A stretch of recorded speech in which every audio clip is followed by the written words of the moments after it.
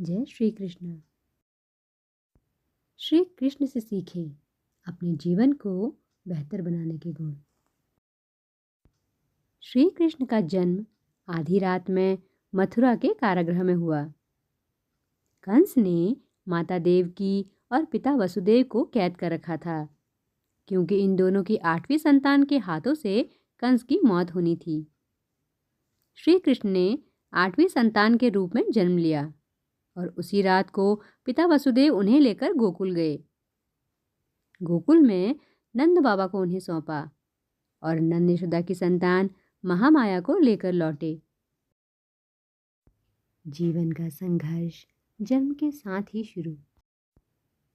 जीवन में संघर्ष का कोई समय तय नहीं है। संघर्ष जन्म के साथ ही शुरू हो जाता है। पहली लड़ाई होती है खुद को जीवित रखने की। श्री कृष्ण भगवान के रूप में जन्मे थे, फिर भी जीवन को बचाने का पहला संघर्ष जन्म की रात से ही शुरू हो गया। संघर्ष से डरे नहीं, घबराए नहीं। कुछ भी त्याग करना पड़ सकता है, इसके लिए तैयार रहें। बच्चों को जिम्मेदारी लेना सिखाएं, उनकी निर्णय क्षमता बढ़ेगी।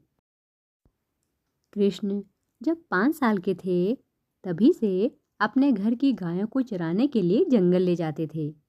अपने ग्वाले दोस्तों के साथ वे पूरा दिन ब्रिजमंडल के जंगलों में अपनी गायों की सुरक्षा के लिए रहते थे।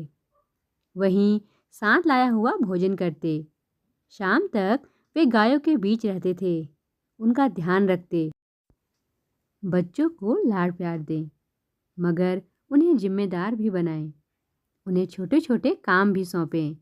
इससे उनमें घर के प्रति जिम्मेदारी का भाव भी आएगा और हर तरह की परिस्थितियों में निर्णय लेने की क्षमता भी आएगी।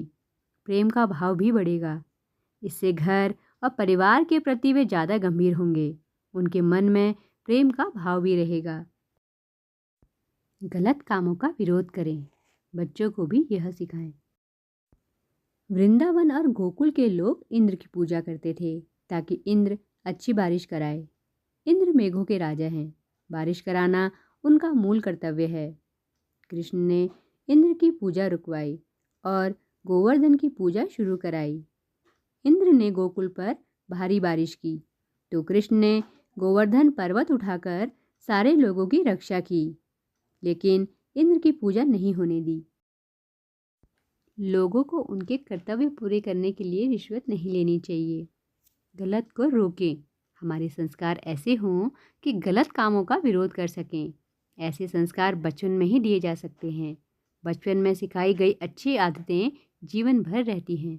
बच्चों में गलत कामों का विरोध करने की क्षमता होगी, तो वे अपने जीवन को बहुत बेहतर बना पाएंगे। श्री कृष्ण ने उज्जैनी, मध्य प्रदेश का उज्जैन के महर्षि सांदीपनी के आश्रम में शिक्षा ली। जब गुरु दक्षिणा देने की बारी आई, तब सांदीपनी ने मांगा कि उनका खोया पुत्र वापस ला दे। वो शंखासुर के कब्जे में है, जो प्रभास क्षेत्र के सागर में रहता है। श्री कृष्ण ने शंखासुर को मारा, गुरु के पुत्र को वापस लाए। तभी श्री कृष्ण ने समुद्र के बीच में एक टापू देखा। बाद में जरासंध के आक्रमण से बचने के लिए यहीं पर द्वारिका बसाई। हर काम में दूरदर्शिता जरूरी। आंखें खुली और दिमाग चौकन्ना रखें। हम जो भी काम करें पूरे खुले दिमाग से करें। हर चीज़ पर नज़र रखें। कुछ चीज़ें उस समय आपके काम की ना हो, लेकिन भविष्य में तो किसी काम आ सकती है।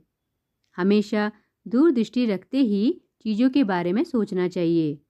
वर्तमान में काम करते हुए भविष्य के बारे में भी विचार और योजनाएं बनाते रहना चाहिए।